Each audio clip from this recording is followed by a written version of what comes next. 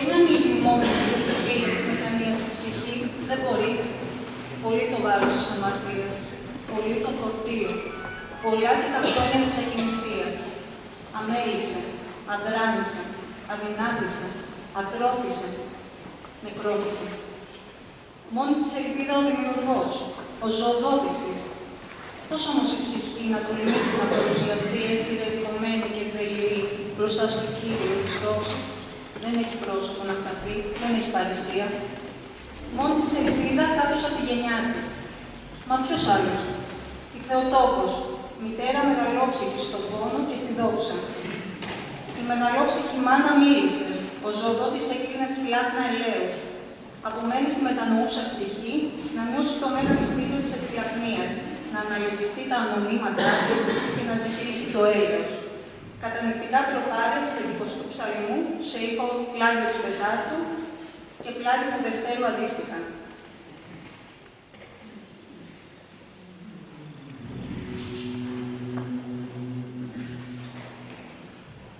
Yeah.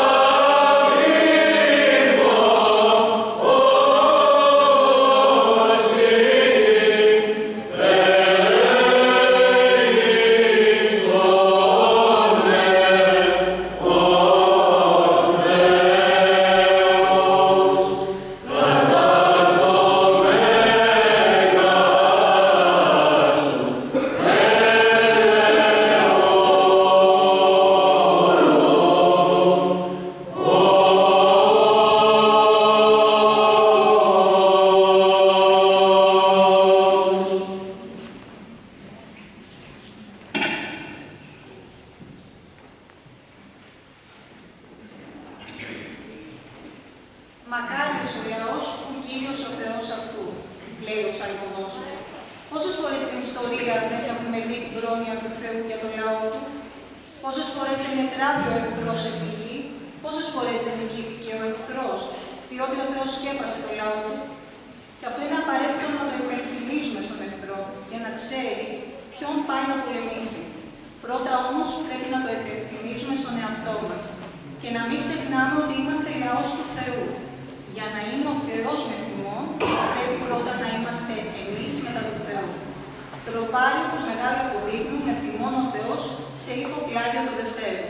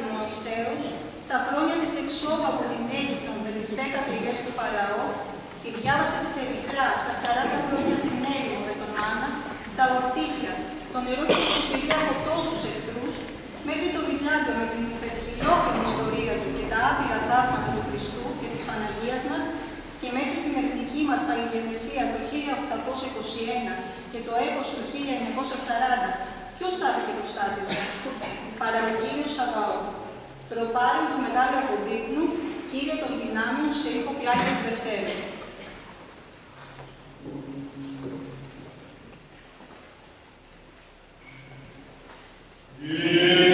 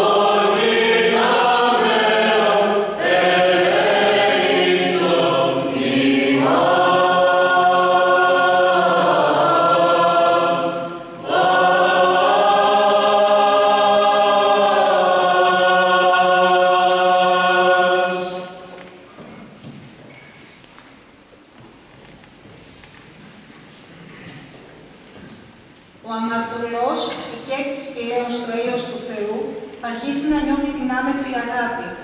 Αρχίζει να καταλαβαίνει ότι αυτός ο παντοδύναμος, στον οποίο προσπέφτει, είναι πατέρας που αγαπά τα παιδιά και πιο πολύ τα άτακτα. Και παίρνοντας θάρρος, τον παρακαλεί σε πολύ προσωπικό τόνο να μην αποστρέψει το πρόσωπό του από το άσωτο παιδί του. Μεγάλο προκείμενο κατανοητικού εσπερινού μη αποστρέψεις σε ήχο πλάγιο του Τετάρτου.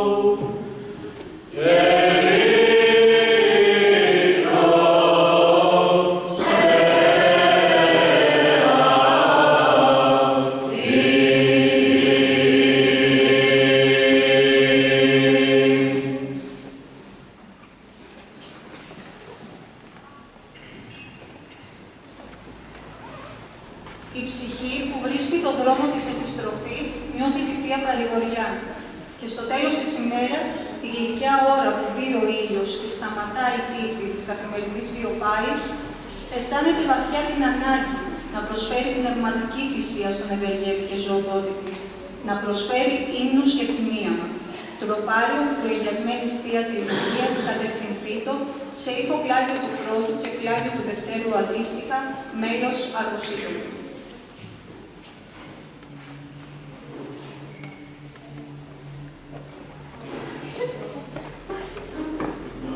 Yeah.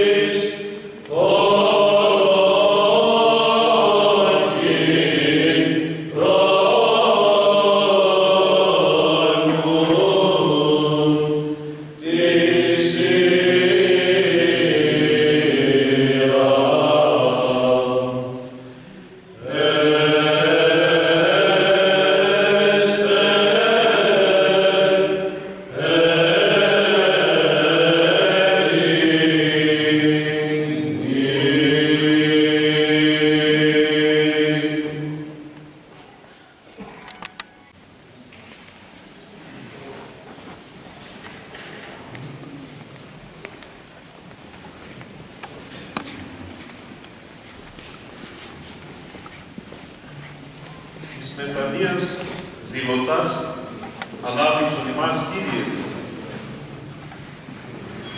Αγαπητοί πατέρες και αδελφοί, πρώτον, η χάρις της μετανοίας.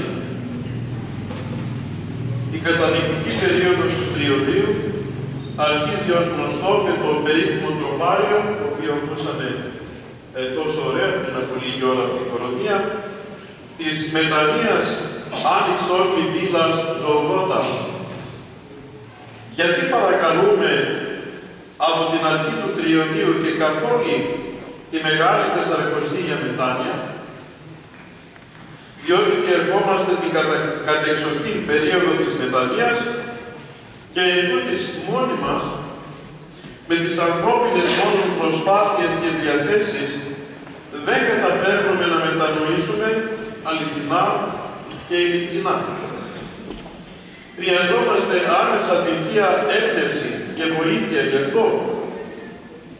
Αν δεν ανοίξει ο Θεός τις πύλες της μετανοίας στον άνθρωπο, τότε ο άνθρωπος δεν μπορεί να μετανοήσει ειλικρινά.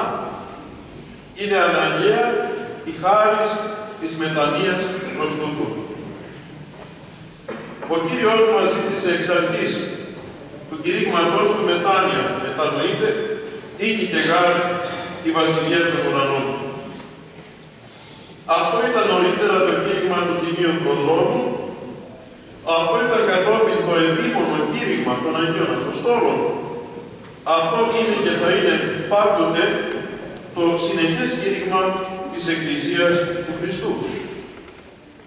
Η μετάνοια περιέχει ουσιαστικά τις βασικές χριστιανικές αρετές και ταυτόχρονα αποτελεί καρπότος.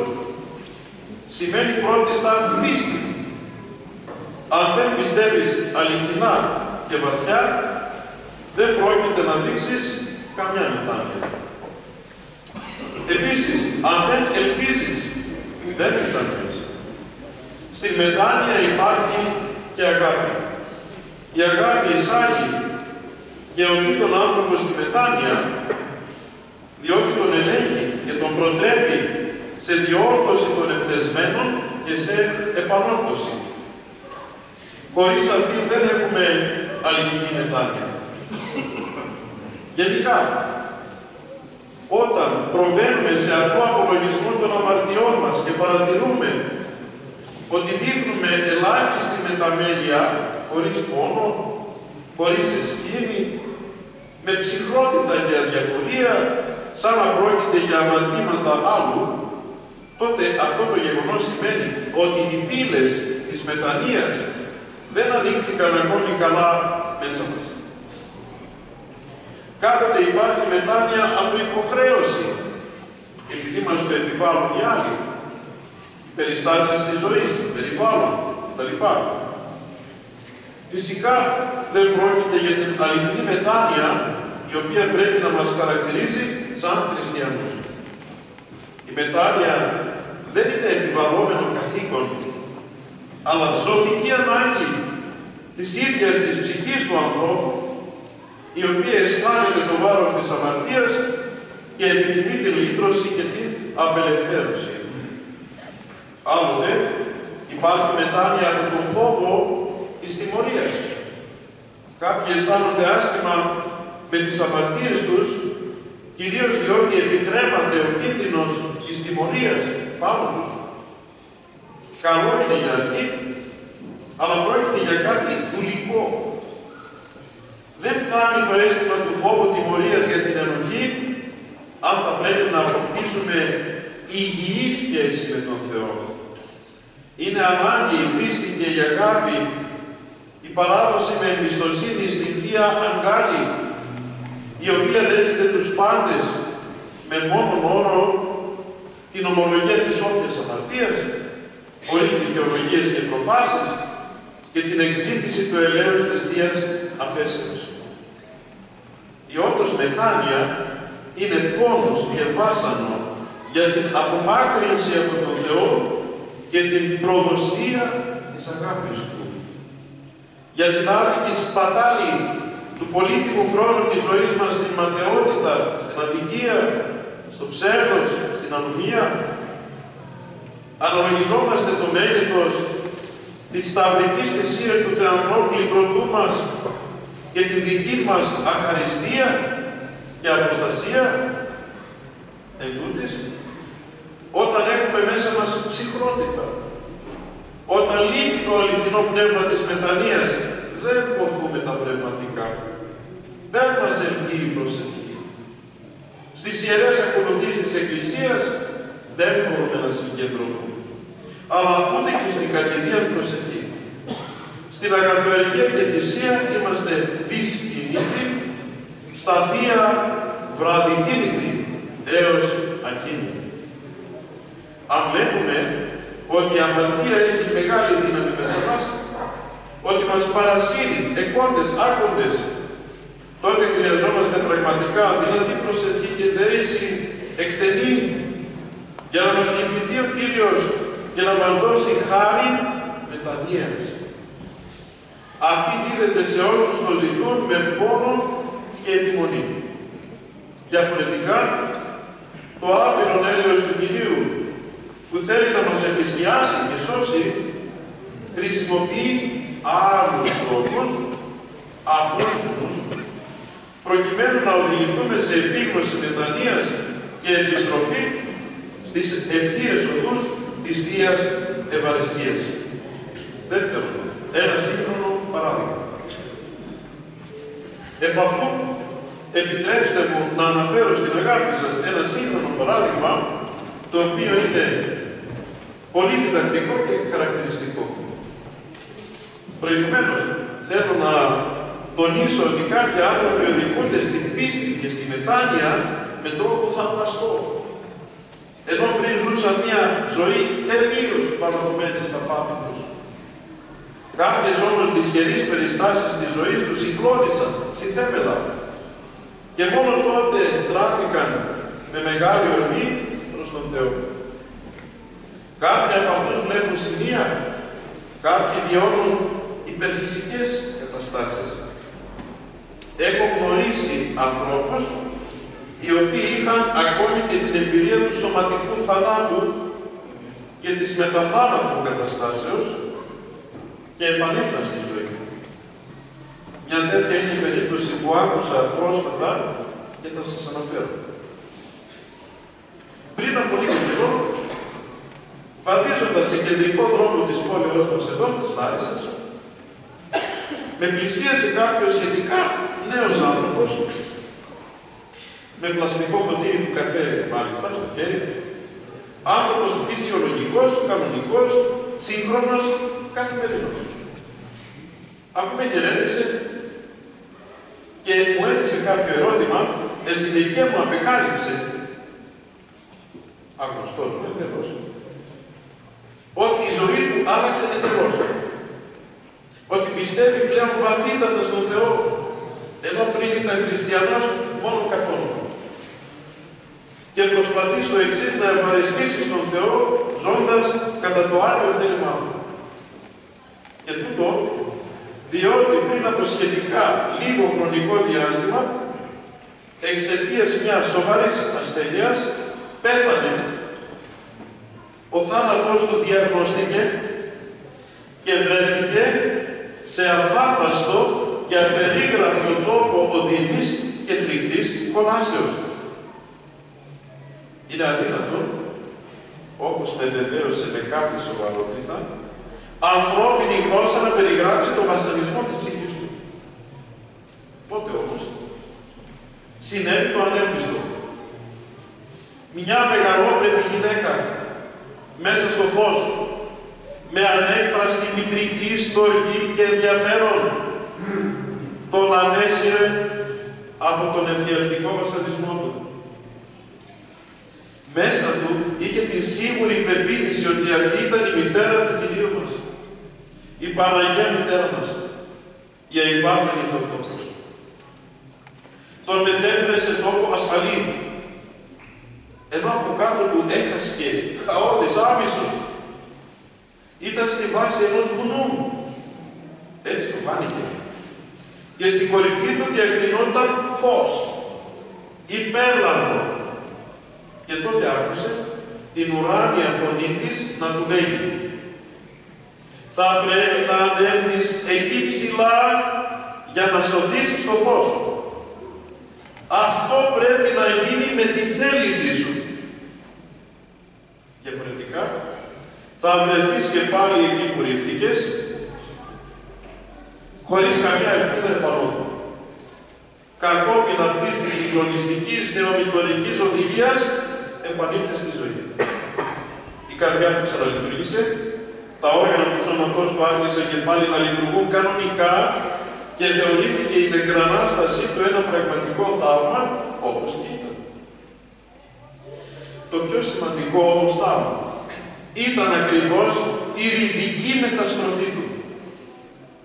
Είχε από την πρώτη στιγμή την αίσθηση ότι βίωσε κάτι εκπληκτικό, ότι έζησε μια υπερφυσική κατάσταση, η οποία εντυπώθηκε βαθιά στη συνείδησή του και άλλαξε πλήρως την σκέψη του, την τοποθέτησή του, την πορεία της ζωής του. Μου είπε με ειλικρίνεια ότι αν δεν είχε γυναίκα και παιδί, παντρεμένος ήταν ο άνθρωπος, θα επέλεγε σίγουρα την οδό της μοναχικής αφιερώσεως για να ζήσει το υπόλοιπο της ζωής του εν μετανία. Του δόθηκε λοιπόν η βαθιά χάρις της μετανοίας, με τον θαυμαστό αυτό τρόπο, σύμφωνα με τα ανεξιχνίαστα κρίματα του Θεού. Αλλά χρειαζόταν καθοδήγηση για το πώς εκφράζεται και βιώνεται η μετάνοια. Μου εκμυστηρεύτηκε επίσης, με πόνο και θλίψη, ότι οι άνθρωποι δεν πιστεύουν εύκολα στη μαρτυρία του. Σε λίγους μόνο αποτολμά να μιλήσει ανοιχτά, αλλά οι περισσότεροι γνωστοί του δεν επιθυμούν να πιστέψουν σε αυτό που έζησε. Παρατηρούν ότι η ζωή του άλλαξε σαφώς, ότι δεν είναι αυτός που γνώριζα, ότι κάτι το ασυνήθιστο συνέβη, αλλά δεν επιθυμούν να προβληματιστούν βαθύτερα. Και αυτός αισθάνεται την ανάγκη, έτσι του ζητήθηκε, να γνωστοποιεί την εμπειρία του. Του είπα και τον διαβεβαίωσα ότι δεν πλησίασε τυχαία, ότι όλα ρυθμίζονται τέλεια από την πρόνοια του Θεού, ότι ο Κύριος επέτρεψε στο άφατο έλεος του να μου γνωστοποιήσει αυτό που έζησε για να το μεταδίδω ευρύτερα, ώστε να γίνονται γνωστά τα θαυμάσια του Θεού μας, προκειμένου να βοηθούνται και να ενισχύονται οι καλοπροαίρετοι άνθρωποι, διότι είμαστε σε πάρα πολύ δύσκολα και κρίσιμα χρόνια. Δόξα το απείρο ελέη Χριστού του Θεού ημών. Περαγία Θεοτό και σώσον. Τρίτον, αληθινή και ψευδής μετάνοια. Εν συνεχεία είναι καλό να εξετάσουμε σύντομα ποιος μετανοεί αληθινά, ώστε παρά την ασθένειά του να δύναται να κοινωνεί ακατάκριτα τα Άγια Μυστήρια, και ποιος ψευδός, ώστε να είναι άξιος καταδίκης αν δεν διορθωθεί. Ψευδός μετανοεί όποιος δεν εξομολογείται ειλικρινά, δεν νιώθει πόνο για τις αμαρτίες του ή δεν βλέπει καν τις αμαρτίες του. Μάλιστα, ακόμη και όταν τυπικά εξομολογείται, το κάνει με τέτοιο τρόπο σαν να προβαίνει σε περιγραφή κάποιου αδιάφορου συμβάντος ξένου προς τον βαθύτερο εαυτό του. Και τούτο διότι δεν έχει μέσα του τη σταθερή πρόθεση και δεν δίνει την αποφασιστική υπόσχεση ότι δεν θα διαπράξει και πάλι τα ίδια όταν βρεθεί στις ίδιες συνθήκες που αμάρτησε προηγουμένως. Γιατί αυτό? Διότι βαθιά μέσα του εξακολουθεί να επιθυμεί όπως και πριν την αμαρτία.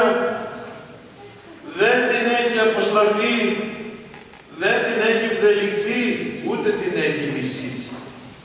Και θεωρεί αναπόσπαστο μέρος της υπάρξεώς του και δεν μπορεί να φανταστεί τη ζωή του χωρίς αυτή.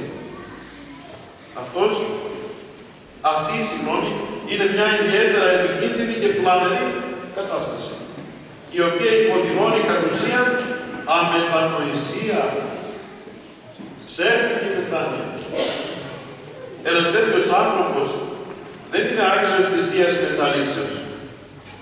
Και αν αποτολμήσει να κοινωνήσει, δεν θα είναι η σάφηση των αμαρτιών και η ζωή αιώνιων, αλλά κρίμα και κατάκριμα της δυστυχούς ψυχής του. Ο αληθινά μετανοών, αντίθετα, είναι αυτός ο οποίος εξομολογείται όλες τις αμαρτίες του, όλες με κεφαλαίο. Και όχι επιλεκτικά μερικές μόνο, με πραγματικό πόνο και λύπη καρδιάς. Και κυρίως με σταθερή πρόθεση να μην τις επαναλάβει. Γι' αυτό και υπόσχεται ανεπιφύλακτα περί τούτης. Και επίσης λαμβάνει σοβαρά μέτρα προστασίας και ασφαλείας, για να μην περιπέσει και πάλι στα ίδια με ευκολία και προχειρότητα.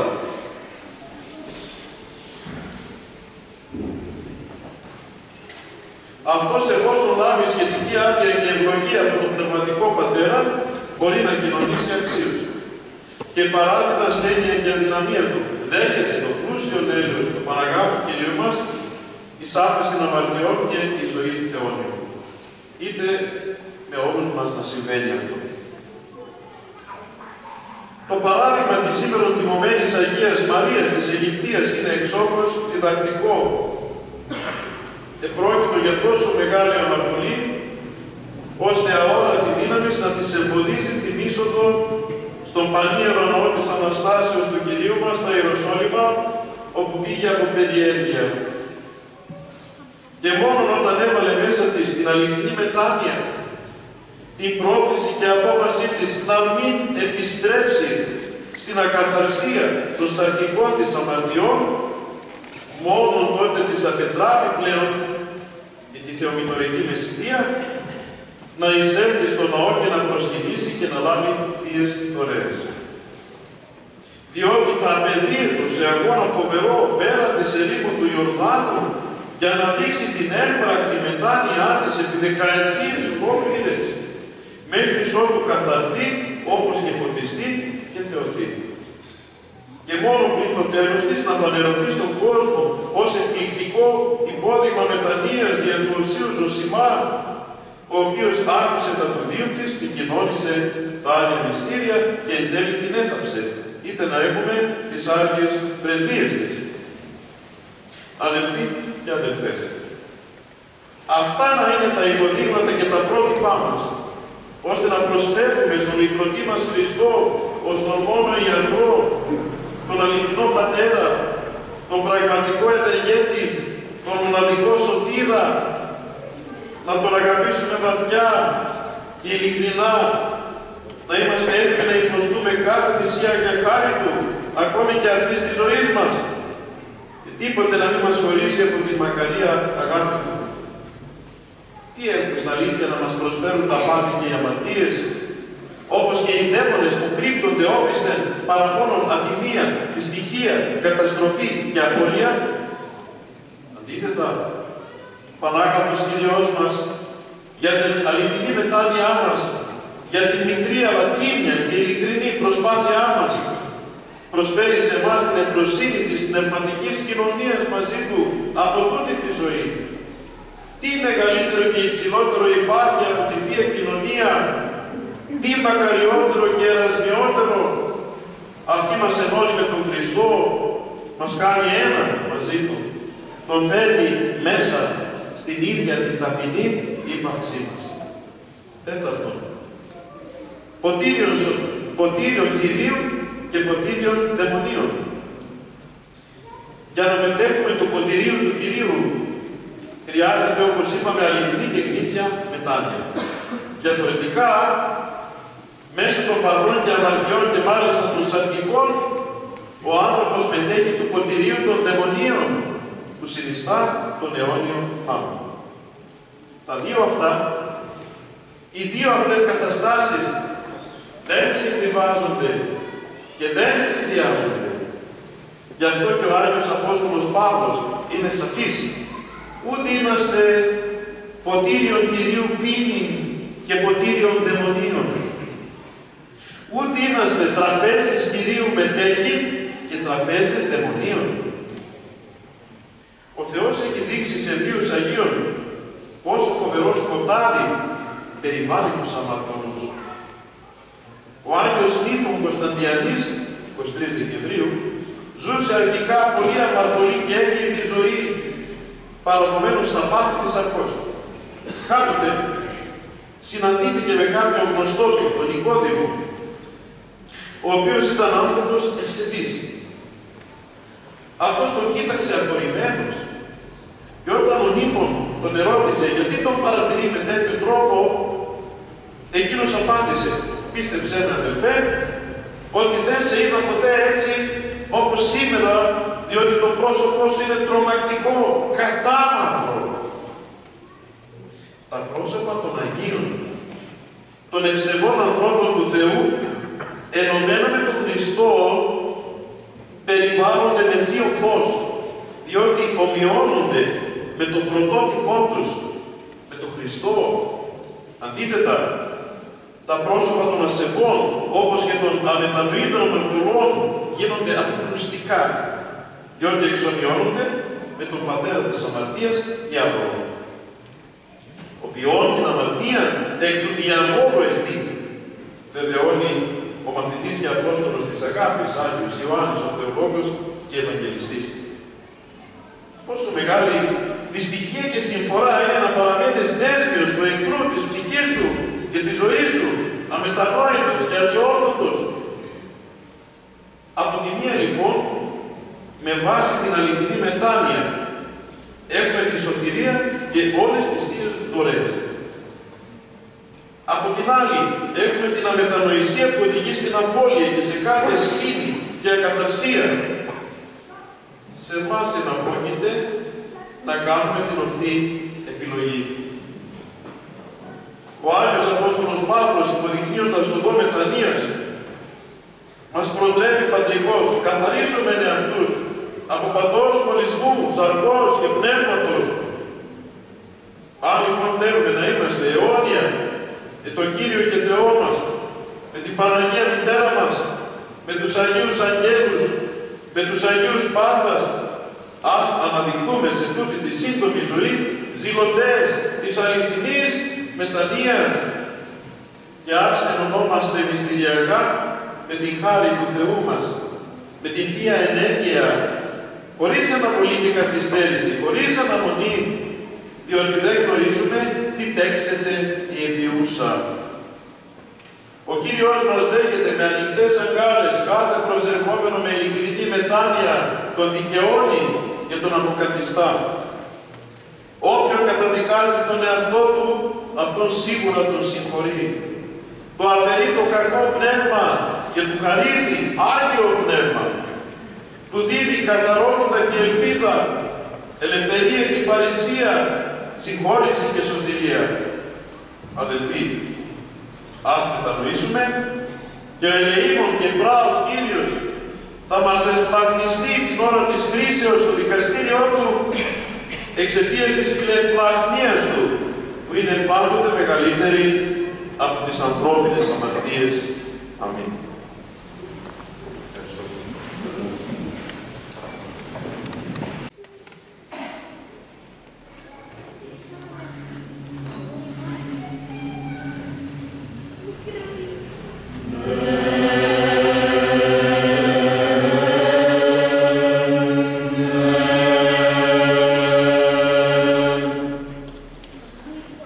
Oh,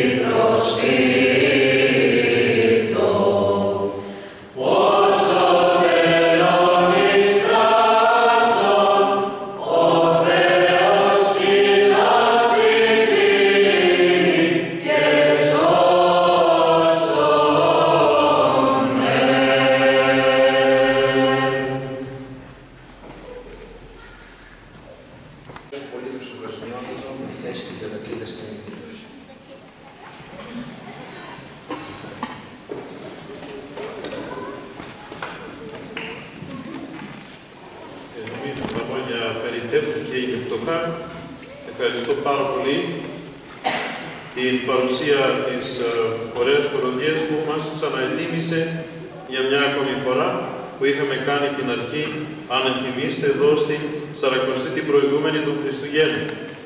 Λίγο πριν τα Χριστούγεννα είχαν έρθει και μας μυσταγώγησαν με τον καλύτερο τρόπο για τη μεγάλη εορτή των Χριστουγέννων. Τώρα, εν ώψη της Μεγάλης Εβδομάδος και του Πάσχα, νομίζω μας δόθηκε, θα έλεγα, άνωθεν εκ του Θεού είναι οι άνωθεν δωρεές, ό,τι καλύτερο μέσω της πολύ θαυμάσιας χοροδίας που μας ξαναεπισκέφθηκε, μας ξαναετοίμησε ουσιαστικά.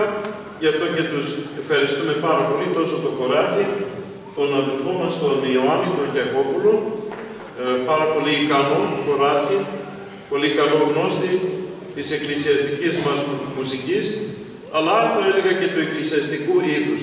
Όπως και όλα τα παιδιά της χοροδίας, τόσο τα αγόρια όσο και τα κορίτσια, για το πάρα πολύ ωραίο αυτό δέσιμο που είχαν μεταξύ τους και το πάρα πολύ ωραίο αποτέλεσμα που μας έδωσαν.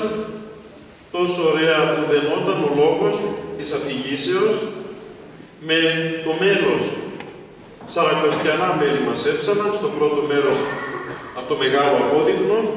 Για όσους κάνετε το Μεγάλο Απόδεικνο, ελπίζω να το κάνετε οι περισσότεροι όλοι, καταλάβατε περίπου ποια μέλη ψάλανε, που τα λέμε κάθε μέρα. Αλλά άλλο να τα ακούσα από χοροδία, το είναι σπάνιο. Και επίσης μέλη γενικά σαρακοστιανά, στο δεύτερο μέρος είχαμε και λίγο κάπως πιο αργά μέλη. Ευχαριστούμε πάρα πολύ τον Ιωάννη που μας απέδωσε και το σημερινό δοξαστικό των Ένων. Για όσους είστε φυλακόλογοι και ήσασταν το πρωί στην Εκκλησία πριν τη δοξολογία, που είπαμε το περίφημο δοξαστικό «Ουκ στην η Βασιλεία του Θεού πρόσης και πόσης, αλλά δικαιοσύνη και άσκησης συναγιασμό», στον ασυναγώνιστο πρώτο ήχο, πάρα πολύ όμορφο, και ευχαριστούμε για την τόσο ωραία περίτεχνη εκτέλεση, αλλά ωραία μαζεμένη, σεμνή, μετριοπαθή, προσευχητική. Γενικά τους εύχομαι ο Θεός να τους σκεπάζει, η Παναγία μας για τον κόπο που έκανα να έρθουν, να τους δίνει όλα τα αγαθά που ήρθαν στο ναό της να μας μυσταγωγήσουν για τις μεγάλες ημέρες που έρχονται. Ό,τι ποθούν, ό,τι επιθυμούν, καλή μετάνοια, καλή φώτιση, να τους δίνει ο Θεός ενίσχυση και στον χώρο μας και όπου αλλού βρίσκονται, να μεταδίδουν πάντοτε την ευλογία της χάριτος που λάβαμε και σήμερα και εμείς. Ευχαριστούμε ιδιαίτερα, όπως είχα πει τότε και το χειμώνα, που εδώ στην περιοχή μας που είμαστε κάπως έτσι απόμακροι, αν και είμαστε ακριβώς στο κέντρο της Ελλάδος, απόμακροι από τέτοια δρόμενα στον χώρο της Εκκλησίας μας, χοροδιακά, εμελή, ωραία. Τους ευχαριστούμε διότι μας μετέφεραν ένα πάρα πολύ ωραίο κλίμα, το οποίο ήδη γίνεται και δικό μας κτήμα. Και μακάρι να βρίσκει απήχηση στις ψυχές μας και να καλλιεργείται και να αποδίδει ωραίους και ευπώδεις καρπούς. Δίνουμε την υπόσχεση ότι ανεπιφύλακτα, ότι θα έχουμε την ευκαιρία στο μέλλον, ελπίζουμε, να ξαναέχουμε κοντά μας τα παιδιά. Μια σκέψη έχω για το Σεπτέμβριο, που θα κάνουμε ίσως μια εκδήλωση για τα 100 χρόνια της ημερολογιακής αλλαγής. Δεν κατορθώσαμε να κάνουμε στη 40η. Να κάνουμε πάλι μια ωραία εκδήλωση λόγου και ύμνου για να εξάρουμε το γεγονός, όχι της διαιρέσεως, αυτό είναι λυπηρό γεγονός, όμως της επετείου θλιβεράς μεν, αλλά πρέπει εμείς να στερεωθούμε καλύτερα στην ταυτότητά μας, στη βάση μας, γιατί είμαστε σε πάρα πολύ δύσκολα, όπως είπαμε, και κρίσιμα χρόνια. Ευχαριστώ πάρα πολύ τους πατέρες που προσήλθαν, τους συμμετέρους, λείπαν κάποιοι. Ευχαριστώ πάρα πολύ τον πατέρα Ευθύμιο τον Μπαρδάκα, αρχιμανδρίτη της Εκκλησίας μας, νομίζω γνωστό σε όλους σας, επί δεκαετίες εμβληματική μορφή στον χώρο μας, και τον πατέρα Πατάπιο που είναι μαζί, τον Ιερομόναχο. Έχουμε σύνδεσμο παλαιό από μακρού. Τους ευχαριστώ πάρα πολύ που εκοπίασαν και ήρθαν εδώ στην ταπεινή μας Μητρόπολη, και σε αυτούς εύχομαι να τους ανταποδώσει ο Κύριος τον μισθό του κόπου τους. Και ευχαριστώ όλους σας που ήρθατε, τόσο οι παρόντες όσο και οι απόντες. καταγράφηκαν όλα αυτά, θα προβληθούν για να γίνουν μέτοχοι πολύ περισσότεροι αυτού του ωραίου μηνύματος που ζήσαμε εμείς σήμερα και μας αξίωσε ο Θεός. Ευχαριστώ όλους, ιδίως όσοι συμμετείχατε και στα σπάργανα του συλλόγου μας που βρίσκεται εδώ της Μητροπόλεως, που τώρα λάβουμε και αναγνώριση και προχωρούμε ταπεινά και ήρεμα, χωρίς ιδιαίτερη, πώς θα το πω, μεγαλοπρέπεια και λόγους πολλούς και καινούς. Ευχαριστώ για τη συνεισφορά σας. Η ελάχιστη συνεισφορά σας έπιασε τόπο και μπορούσαμε άνετα να κινηθούμε, να έχουμε μια τέτοια ωραία εμπειρία. Τι μας κόστησε εμάς? Κάτι ελάχιστο. Ναι, όμως, όταν συνενώνεται το σύνολο και συνεισφέρει και συνδράμει σε κάτι καλό και ευλογημένο, βλέπετε πόσο ωραίο αποτέλεσμα έχουμε. Δηλαδή, η ευχαριστία ανήκει σε όλους σας. Για τη συνεισφορά σας, άξιος ο μισθός σας και σε εσάς, σε όλους σας, εξαιρέτως, και εύχομαι ο Κύριος και η Παναγία μας να μας δώσει την καλύτερη δύναμη, ενίσχυση ψυχική και σωματική για να περάσουμε μια πάρα πολύ καλή μεγάλη εβδομάδα και να φτάσουμε στην Αγία Ανάσταση με αναστημένες ψυχές και να έχουμε ύστερα καλή συνέχεια. Σας ευχαριστώ όλους από καρδίας. Θεός να ευλογεί.